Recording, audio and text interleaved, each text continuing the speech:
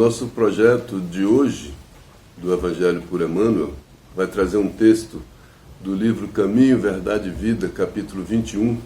O título é Caminhos Retos. E esse texto foi escrito a partir de um versículo do Evangelho de João, capítulo 21, versículo 6, quando Jesus disse: lançai a rede para a banda direita do barco e achareis os peixes, né? Ele estava falando da pescaria. Mas antes da gente iniciar, a gente até quer justificar que a gravação hoje está num ambiente menos controlado. É possível que vaze algum barulho e a gente vai continuar. Mas o texto, Jesus é o caminho, né? E ele fala de caminhos retos. E quando ele orienta para onde jogar a rede, para onde levar o barco e jogar a rede, ele está orientando um caminho, né? E o Emmanuel, nesse texto, ele faz uma simbologia muito bonita, um sentido figurado das palavras de Jesus. Ele diz que o espírito humano é um pescador de valores. Então esse pescador é o espírito humano que estava procurando esses peixes, pescando e não sabia onde encontrar. E Jesus ensinou o caminho. Leva o barco, né? Aqui o barco é a posição em que a pessoa se encontra na vida. Então leva o barco para a direita, a banda da direita, então leva o barco, leva sua posição, leva seu estado, leva sua consciência, leva seu conhecimento, seu discernimento, né? Leva seu padrão vibratório, se dirige para a banda da direita. Essa banda da direita é o caminho reto, por isso que Emmanuel botou o título do texto, Caminhos Retos, esses caminhos ensinados por Jesus. E o Emmanuel diz também, em sentido simbólico, figurado, que a rede que os pescadores iam jogar são as redes dos interesses humanos. Então, olha que curioso, ele falou para dirigir o barco para a banda da direita e lá ia achar peixe. Peixe é o interesse, esse interesse justo, né? Esse interesse correto, esse interesse de acordo com a lei divina, que ele ia achar se dirigisse o barco para o lado da direita. Se o espírito humano andasse por esses caminhos certos, ia encontrar essa palavra, ia encontrar essa lei divina, ia encontrar a felicidade. Muito interessante esse texto. E o Emmanuel começa a dizer nesse texto, a partir desse simbolismo, né, que a vida deveria ser rigorosa observância dos sagrados interesses de Deus. É curioso, porque o que a gente faz é a observância dos nossos interesses. A gente vive em eterno conflito. Nós temos o livre-arbítrio exatamente para isso, para que pela nossa vontade, pela nossa decisão, a gente escolha entre o nosso egoísmo e entre esse amor simbolizado pela lei divina. É o outro. Por isso é que tem coisa do Evangelho que a gente assusta com a abrangência da palavra de Jesus. Fazer ao próximo o que a gente queria que fizesse para a gente, o que é? É fazer esse movimento, porque para a gente quer tudo, porque a gente é egoísta. Se a gente quer tudo para a gente, levar o barco à direita é levar o barco para o próximo. Ali vai ter o peixe, né? Ali vai ter essa fraternidade, ali vai ter essa compreensão, ali vai ter essa nova postura diante da vida que sai do egoísmo, sai do conflito entre as duas vontades. A vontade da lei divina, a vontade de Deus, e a minha vontade, que é a vontade do egoísta. Quando o Jesus diz fazer ao outro o que eu queria que fizesse para mim, ele pega essa vontade do egoísta e traz para o outro. Ele pega essa vontade que era só para mim e joga para todos. Esse é o amor. Então ele pega a minha vontade e traz para a vontade do Pai, e traz para a vontade de Deus. Ele faz um ajustamento dessas vontades, como Emmanuel disse num texto outro dia muito bonito. Esse ajustamento das vontades é eu pegar o que era só para mim e trazer para todos.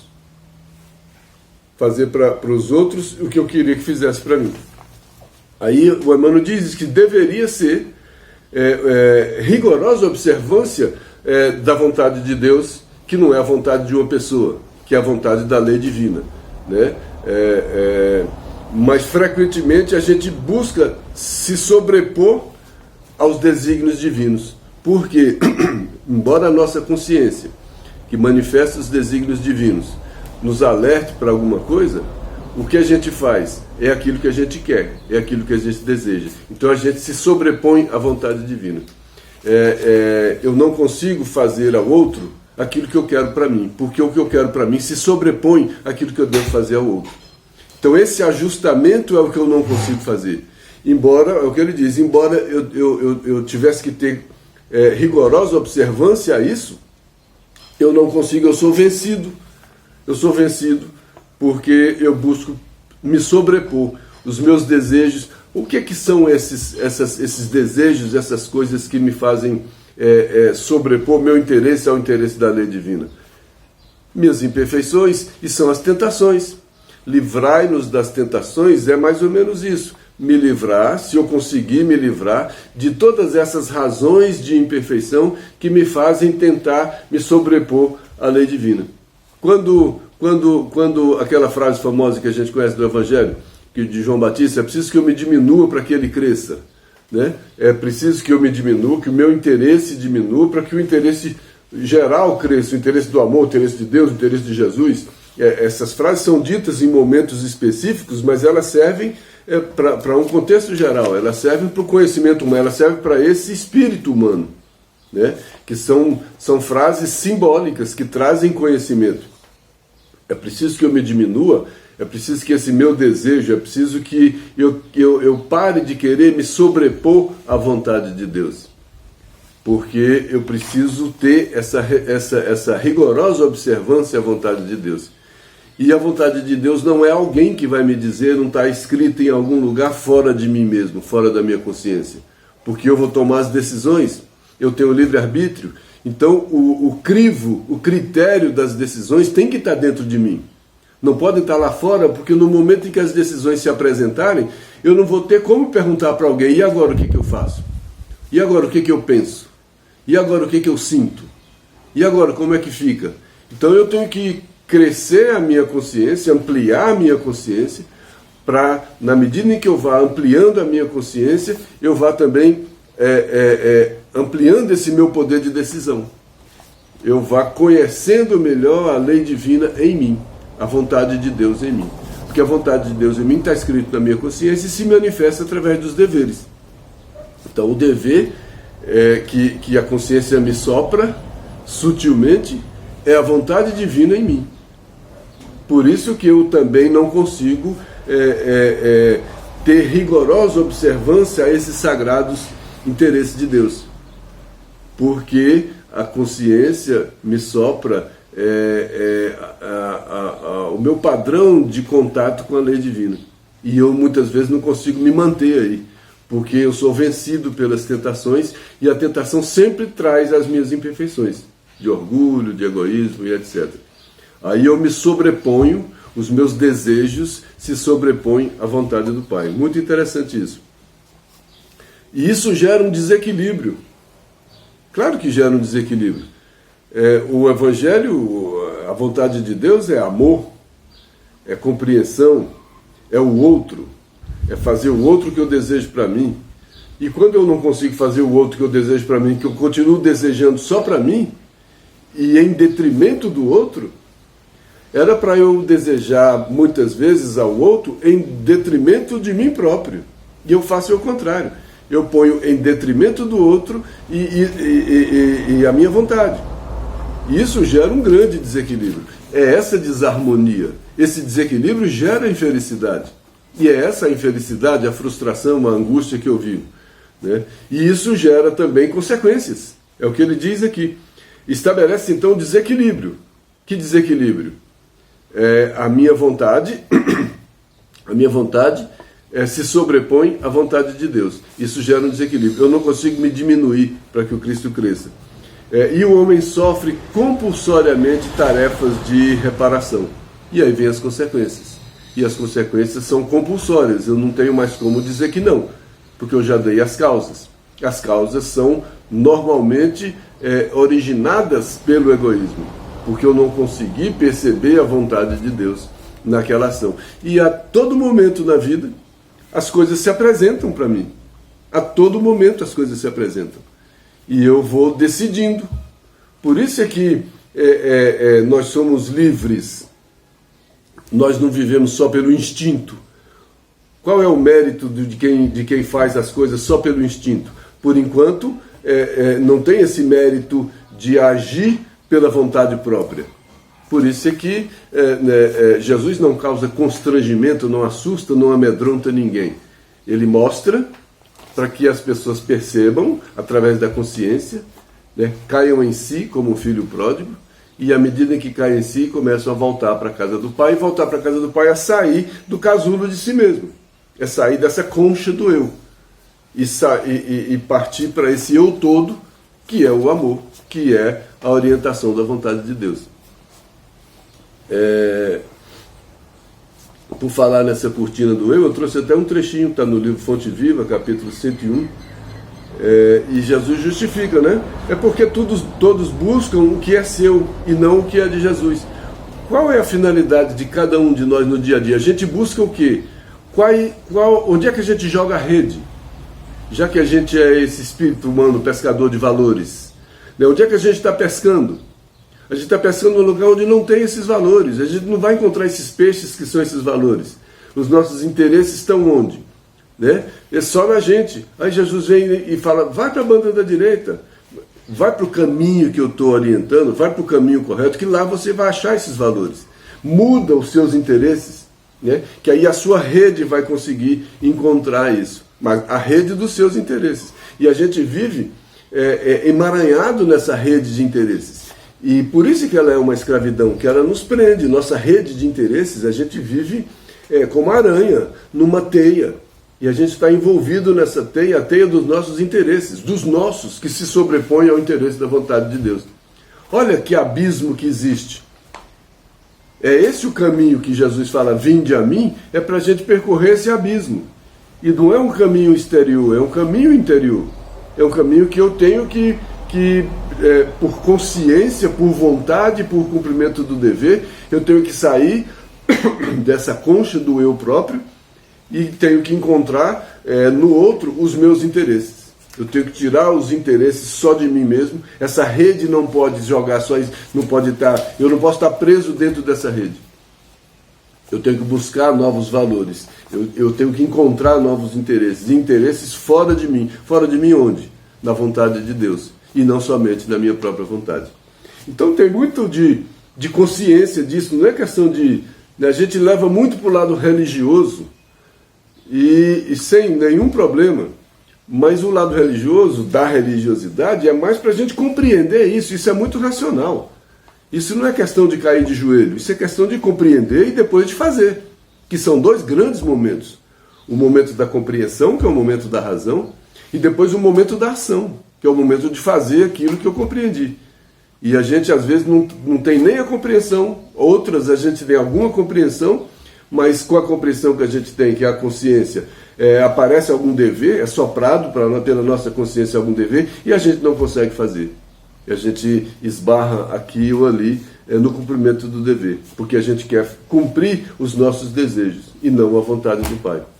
E aí, quando Jesus vem e ensina o caminho, leva o barco para a direita, quer dizer, para os caminhos retos. E que caminho reto? Caminho da vontade de Deus. Não é o da minha vontade. Da minha vontade é o caminho, muitas vezes, daquele que o filho pródigo tomou. Dos caminhos me dá minha herança, que eu vou pelos caminhos viver dissolutamente de acordo com os meus desejos, com as minhas vontades. Foi onde o filho pródigo depois cansou, não encontrou a felicidade. Ele só encontrou a infelicidade. Aí caiu em si, se levantou e voltou para a casa do Pai. É aí onde o nosso egoísmo vai levar a gente para aquele momento que o filho pródigo reconheceu que não foi feliz, e a gente vai se levantar e vai voltar para a casa do Pai. Esse é o cair em si.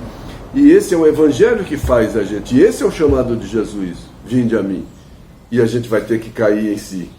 Vamos ter que cair em si é essa consciência. Cair nessa consciência e obedecer a essa consciência. Aí olha que frase.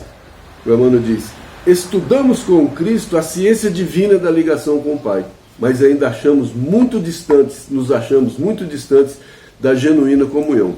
Se a gente pegar uma referência aqui daquele caminho, verdade e vida, o que seria isso? Olha só, isso é uma curiosidade que a gente está fazendo aqui. Estudamos com Cristo. O que nós estudamos com Cristo? O caminho. Então é o caminho. A ciência divina da ligação com o Pai, a verdade. Então, estudamos com Cristo, é o caminho. A banda da direita leva o barco para a banda da direita, de acordo com a lei divina. A ciência divina da ligação com o Pai, sair de si e reconhecer a vontade de Deus nas coisas, diminuir para que o Cristo cresça. Mas ainda nos achamos muito distantes da genuína comunhão, da vida em abundância que Jesus trouxe. E a gente fica nessa vida medíocre do egoísmo, do orgulho, e não encontra a felicidade.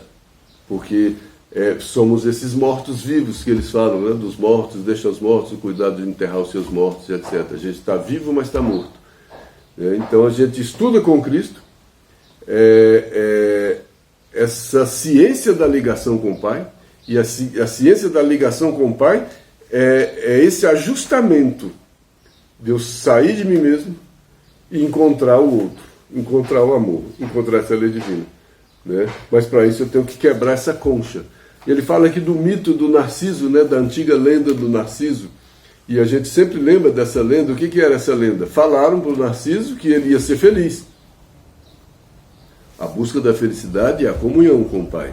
Falaram para o Narciso que ele ia ser feliz, desde que não se visse no espelho, não visse a sua própria imagem, porque senão ele ia se apaixonar por si mesmo. Olha que coisa curiosa. E aí um dia o Narciso era feliz, e um dia não tinha razão ainda, estava no instinto mais ou menos. Olha essas comparações. Aí um dia ele foi beber água num lago e viu sua imagem refletida na água. Quando ele viu sua imagem refletida na água, ele se apaixonou por si mesmo. E um dia eu me olhei e vi meus interesses, a minha rede de interesses. E quando eu vi meus interesses, eu me apaixonei pelos meus interesses. Aí eu não vi mais nada. Essa é a lenda do Narciso. Né? O narcisista é aquele que só vê a si mesmo, né? Tudo é ele se coloca como centro de tudo. Essa lenda do Narciso é perfeita para a gente observar essa coisa da vontade, né? O Narciso colocou toda a sua atenção, toda a sua força, toda a sua vontade, toda a sua consciência em si mesmo. O mundo se reduziu a ele próprio. E aí como é que eu vou fazer ao outro o que eu queria que fizesse para mim se eu não enxergo o outro, eu só enxergo a mim mesmo? O Narciso deixou de enxergar o outro. Ele não conseguiu mais tirar o olho da sua imagem refletida no espelho, e na lenda ele morre lá. Ele não consegue mais sair do lugar e fica lá só olhando para si mesmo. Somos nós. A gente passa a encarnação toda olhando no espelho, enxergando só a gente. Eu só vejo os meus interesses. Tudo sou eu. Tudo está falando alguma coisa para mim, e eu passo a vida e morro olhando para mim mesmo. Que pena, né? A gente tem que acordar e a gente diz: não, eu não sou egoísta, mas a gente está lá no lago olhando para a própria imagem. Voltando para o texto, o Emmanuel diz: alguns companheiros desesperam-se no bom combate pela perfeição própria, nesse processo de levar o barco para a direita. É difícil levar esse barco para a direita. Tem onda, tem dificuldade, tem que remar, tem que ter vontade, tem que ter decisão, tem que resolver fazer esse percurso. Não é assim, tá ali, joga... Não, né? Lançar a rede para a banda da direita. Tem um processo de lançai, buscai primeiro o reino de Deus e sua justiça. Lançai a rede para a banda da direita, buscai primeiro o reino de Deus e sua justiça. Está falando mais ou menos a mesma coisa. Aí o Emmanuel diz que queixam-se do destino, acusam a sabedoria criadora, gesticulam nos abismos da maldade, esquecendo o capricho e a imprevidência que os fizeram cair. A gente se desespera nesse processo de mudança de direção, E a gente vive se queixando, acusando as outras pessoas, as outras coisas, a sorte, etc. E só lamentando e resmungando. E a gente se esquece. Porque o barco, a posição, somos nós. Nós é que demos causa. Esquecendo o capricho e a imprevidência que os fizeram cair. Nós é que fizemos tudo isso. A nossa rede de interesses é que fez com que a gente ficasse jogando as redes sempre nos mesmos lugares, nos lugares do eu, nos lugares onde eu só via a minha vontade, o meu interesse, o meu desejo. E tem um livro, Bilhetes Fraternais 3, tem um texto do Espírito Rodrigo que ele fala perfeitamente sobre isso, a vontade de Deus. Ele diz, olha, todo mistério que envolve a conquista da felicidade pode ser decifrado quando o espírito se conscientiza de que para ser feliz é preciso se ajustar à vontade de Deus. Olha que riqueza que é isso aqui. Primeiro ele diz que é um mistério, né? A conquista da felicidade é um mistério. Por que é um mistério? Porque a nossa rede de interesses está sempre no lugar errado. Está sempre no nosso egoísmo. Está sempre no nosso desejo, na nossa vontade. E a gente se ilude, e a gente se engana. A gente passa a vida como um narciso olhando para nós mesmos, e a gente se engana. Então acaba sendo um mistério de conquista da felicidade. Muitas vezes a gente passa a vida correndo atrás de nós mesmos, e a gente consegue um monte de coisa e depois fala, bom, consegui tudo isso e não sou feliz. Era tudo uma grande mentira? Era uma grande ilusão? Por quê? Eu fui pescar do lado errado. Minha rede de interesses, eu joguei minha rede, né, eu só jogava a rede nos meus interesses. E onde estavam os meus interesses? Só em mim mesmo.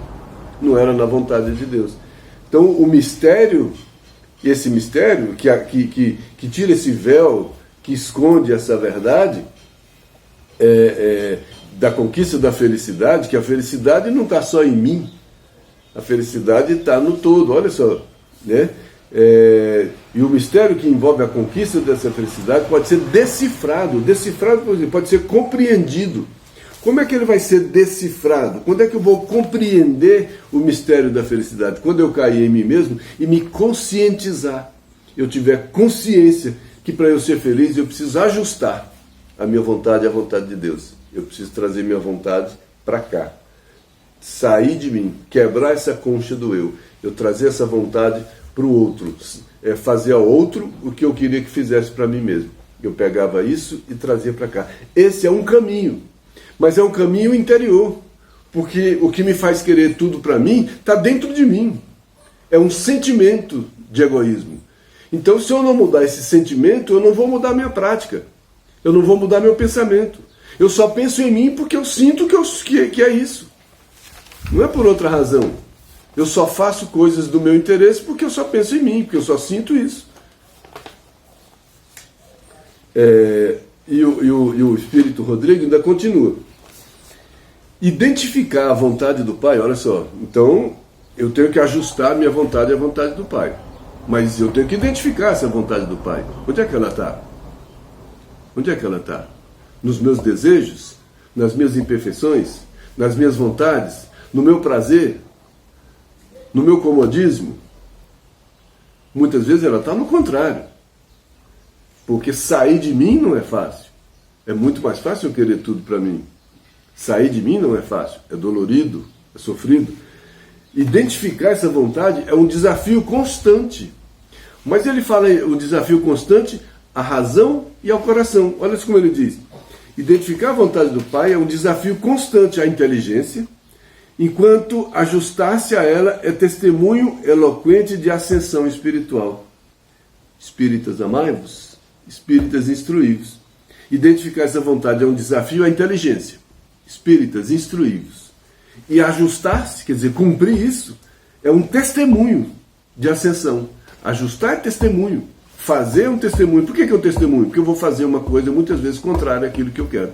Então eu vou testemunhar esse meu processo, essa minha caminhada, de sair de mim e encontrar o outro. Os outros. O bom samaritano, olha só, ele viu o outro. Abaixou, cuidou, nem conhecia, nem sabia quem era. Mas ele não estava só nele.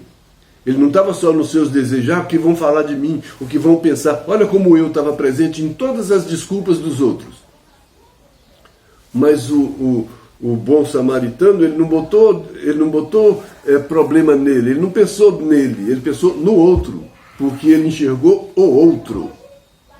E os outros enxergavam a si mesmos, os seus interesses. O que vão pensar de mim, o que vai ser isso, o que vai ser aquilo, como é que isso, como é que aquilo, eu estou atrasado, eu estou não sei o quê. Sempre eu. Então eu sou a desculpa para que eu não faça o que eu devo fazer. E é isso que eu tenho que vencer. E isso é difícil, primeiro porque eu tenho que compreender, eu tenho que identificar com a razão, e eu tenho que me ajustar a isso, ajustar o comportamento. Bom,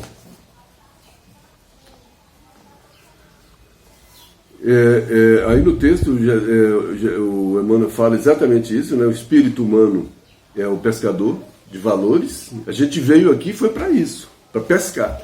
Quando Jesus chamou Pedro para ser pescador de alma, vem ser pescador de alma, quer dizer, é esse pescador de alma e de valores, né? O espírito humano é um pescador de valores. O semeador saiu a semear, é mais ou menos nessa linha também.